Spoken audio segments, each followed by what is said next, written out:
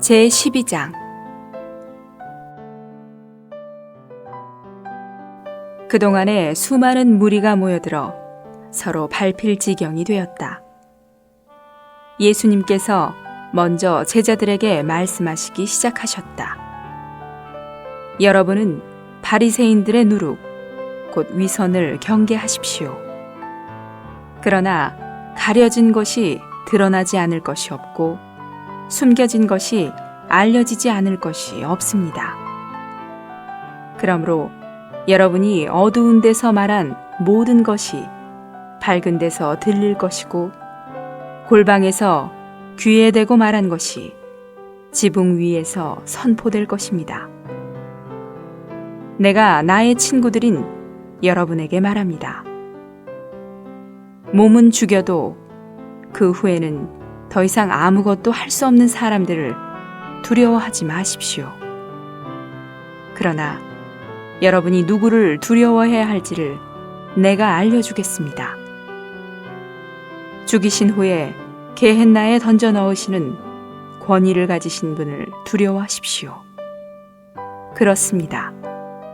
내가 여러분에게 말합니다. 그분을 두려워하십시오. 참새 5마리가 2 아사리온에 팔리지 않습니까? 그러나 하나님 앞에서는 그중 1마리도 잊혀지지 않습니다. 하나님은 여러분의 머리카락까지도 그 수를 다 세어 놓으셨습니다. 두려워하지 마십시오. 여러분은 많은 참새보다 더 귀합니다. 내가 또한 여러분에게 말합니다.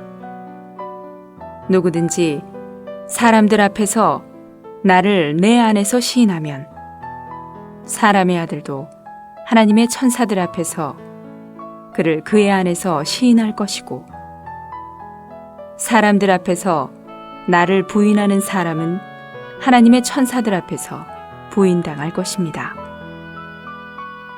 누구든지 사람의 아들을 거슬러 말하는 사람은 용서를 받을 것이지만 성령을 거슬러 모독하는 사람은 용서받지 못할 것입니다. 사람들이 여러분을 회당과 관원들과 권세자들 앞에 끌고 갈 때에 여러분은 무슨 말로 어떻게 답변할까 또는 무엇을 말할까 염려하지 마십시오. 왜냐하면 성령께서 그 시각에 여러분이 마땅히 해야 할 말을 여러분에게 가르쳐 주실 것이기 때문입니다. 무리 중에서 어떤 사람이 예수님께 선생님, 내 형제에게 유업을 나와 나누라고 말씀해 주십시오 라고 하니 예수님께서 그에게 남자여, 누가 나를 여러분의 재판관이나 분배자로 세웠습니까? 라고 하시고는 사람들에게 말씀하셨다. 여러분은 조심하여 온갖 탐욕에서 자신을 지키십시오. 이것은 사람의 생명이 자기 소유에 넉넉한 데 달려있지 않기 때문입니다. 또 예수님께서 그들에게 한 비유를 드셔서 말씀하셨다. 어떤 부자가 밭에서 풍성히 수확하게 되자 속으로 내가 곡식을 쌓아둘 곳이 없으니 어떻게 할까? 라고 하며 골똘히 생각하다가 말하였습니다. 내가 이렇게 해야겠다. 내 곡간을 헐고 더 크게 지어 내 모든 곡식과 물건을 거기에 쌓아두어야겠다. 그리고 내 혼에게 혼아, 내가 여러 해 동안 쓸 물건을 많이 쌓아두었으니 편히 쉬고 먹고 마시고 즐거워하여라 라고 말해야겠다. 그러나 하나님께서 그에게 어리석은 사람아, 오늘 밤에 너에게서 너의 혼을 도로 찾아갈 것이다. 그러면 내가 장만해 둔 것이 누구의 것이 되겠느냐 라고 하셨습니다. 자기를 위해서는 재물을 쌓아두면서 하나님께 대하여 부유하지 못한 사람이 이와 같습니다. 예수님께서 또 제자들에게 말씀하셨다. 그러므로 내가 여러분에게 말합니다. 여러분의 목숨을 위하여 무엇을 먹을까? 여러분의 몸을 위하여 무엇을 입을까 염려하지 마십시오. 목숨이 음식보다 또 몸이 옷보다 소중합니다. 까마귀들을 생각해 보십시오. 씨를 뿌리지도 않고 거두지도 않고 창고나 곡간도 없지만 하나님께서 그것들을 기르십니다. 여러분은 저 새들보다 얼마나 더 귀합니까?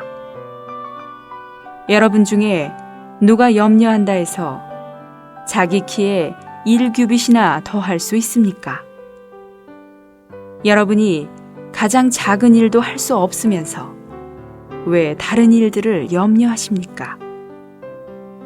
백합화가 어떻게 자라는지 생각해 보십시오. 수고도 하지 않고 물레질도 하지 않습니다. 그러나 내가 여러분에게 말합니다. 온갖 영화를 누린 솔로몬도 이 꽃들 중 한 송이만큼 입지 못하였습니다.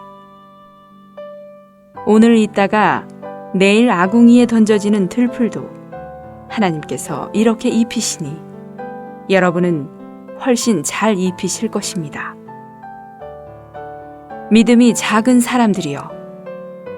그러니 여러분은 무엇을 먹고 무엇을 마실까 찾지도 말고 염려하지도 마십시오. 이 모든 것은 세상 이방인들이 간절히 구하는 것입니다. 여러분의 아버지께서 이런 것들이 여러분에게 필요한 줄을 아십니다. 다만 여러분은 그분의 왕국을 추구하십시오. 그러면 이런 것들을 여러분에게 더하실 것입니다. 적은 양 떼어 두려워하지 마십시오. 왜냐하면 여러분의 아버지께서 왕국을 여러분에게 주시기를 기뻐하셨기 때문입니다. 여러분의 소유를 팔아 구제하여 여러분 자신을 위하여 낡아지지 않을 돈주머니 곧 하늘에 있는 없어지지 않을 보물을 마련하십시오. 거기에는 도둑도 가까이 오지 못하고 좀도 먹는 일이 없습니다. 여러분의 보물이 있는 그곳에 여러분의 마음도 있습니다. 여러분의 허리에 띠를 동여매고 여러분의 등불을 켜두십시오. 여러분은 마치 주인이 결혼잔치에서 돌아와 문을 두드리면 즉시 열어주려고 기다리고 있는 사람들과 같아야 됩니다. 주인이 와서 노예들이 깨어있는 것을 본다면 그 노예들은 복이 있습니다. 내가 진실로 여러분에게 말합니다. 주인이 허리에 띠를 동여매고 노예들을 상에 앉히고 나와서 시중 들어줄 것입니다. 주인이 밤중이나 새벽에 오더라도 노예들이 그렇게 하고 있는 것을 보게 된다면 그들은 복이 있습니다. 그러나 여러분은 이것을 아십시오. 만일 집주인이 어느 시각에 도둑이 오는지를 안다면 자기 집을 뚫고 들어오지 못하게 할 것입니다. 그러므로 여러분도 예비하고 있도록 하십시오. 왜냐하면 여러분이 생각하지도 않은 시각에 사람의 아들이 올 것이기 때문입니다. 그러자 베드로가 예수님께 주님, 이 비유를 우리에게 말씀하시는 것입니까? 아니면 모든 사람에게 말씀하시는 것입니까? 라고 하니 주님께서 말씀하셨다. 신실하고 현명한 청지기가 되어 주인이 맡긴 이들에게 제때 일정한 양식을 나눠줄 사람이 누구입니까? 주인이 와서 노예가 그렇게 하고 있는 것을 본다면 그 노예는 복이 있습니다. 내가 진실로 여러분에게 말합니다. 주인이 자기의 모든 소유를 그에게 맡길 것입니다. 그러나 그 노예가 마음속으로 나의 주인이 더디 오실 것이다 라고 하며 남종들과 여종들을 때리기 시작하고 또 먹고 마시며 술에 취한다면 얘기하지 않은 날 알아채지 못하는 시각에 그 노예의 주인이 와서 그를 엄하게 처벌하고 믿지 않는 이들이 받을 벌을 내릴 것입니다. 주인의 뜻을 알고도 예비하지 않았거나 그 뜻대로 행하지 않은 노예는 매를 많이 맞을 것입니다. 그러나 알지 못하고 매 맞을 일을 한 노예는 매를 적게 맞을 것입니다. 많이 준 사람에게는 많이 요구할 것이고 많이 맡긴 사람에게는 더 많이 요구할 것입니다. 나는 이 땅에 불을 던지러 왔습니다. 이 불이 이미 붙었다면 내가 얼마나 좋겠습니까? 그러나 나에게는 받아야 할 침례가 있는데 그것이 성취되기까지 내가 얼마나 답답하겠습니까? 여러분은 내가 이 땅에 화평을 주러 왔다고 생각하십니까? 아닙니다. 내가 여러분에게 말합니다. 도리어 분쟁을 일으키러 왔습니다. 이제부터 한 집에 있는 5 식구가 분쟁할 것인데 셋이 둘과 맞서고 둘이 셋과 맞설 것입니다. 아버지가 아들과 맞서고 아들이 아버지와 맞서고 어머니가 딸과 맞서고 딸이 어머니와 맞서며 시어머니가 며느리와 맞서고 며느리가 시어머니와 맞서서 분쟁할 것입니다. 예수님께서 또 무리에게 말씀하셨다.